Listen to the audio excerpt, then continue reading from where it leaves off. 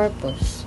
Both laws aims to protect the welfare of children in conflict with the law, CICL, and promote their rehabilitation rather than punitive measures. They emphasize diversion programs and restorative justice approaches. Next, focus on rehabilitations. Both laws prioritize rehabilitation and reintegration into society over incarceration. Programs include counseling, education, and vocational training for juveniles. So next is age of criminal responsibility.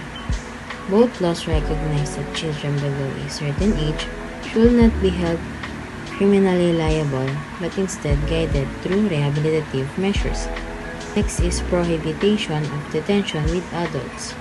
Both prohibit by detention of juveniles in facilities with adult offenders to prevent abuse and negative influence. Next is role, community, and family.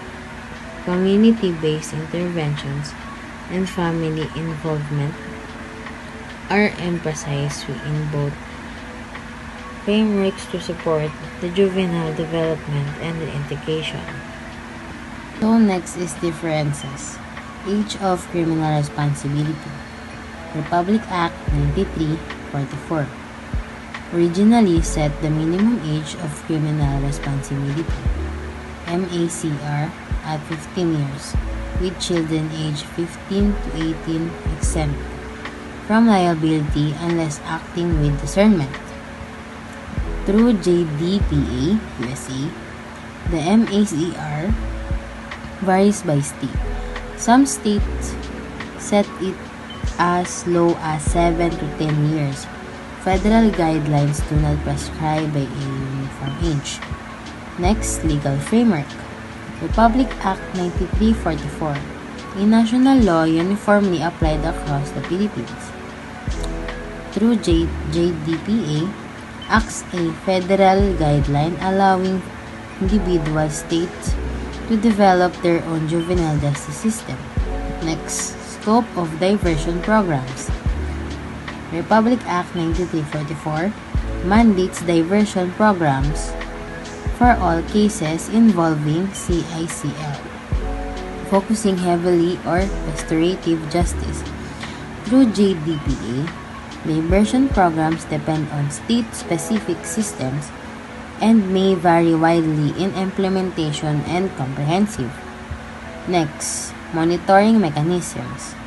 Republic Act 93-44 establishes the Juvenile Justice and Welfare Council, JJWC, to monitor and implement the law nationwide.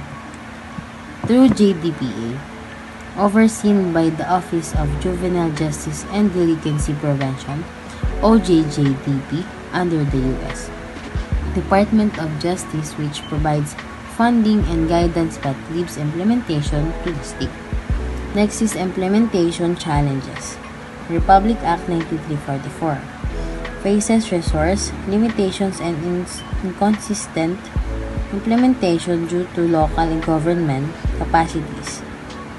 Through JDPA, variation in state laws leads inconsistent application of juvenile justice principle nationwide. They are about giving kids who made mistake a second chance. The difference lies in how they applied. The Philippines takes a centralized, uniform approach, while the USA leaves a lot to individual states. Each system reflects the values and challenges of its country, but the goal is the same: to help kids learn from their mistakes and build a better future.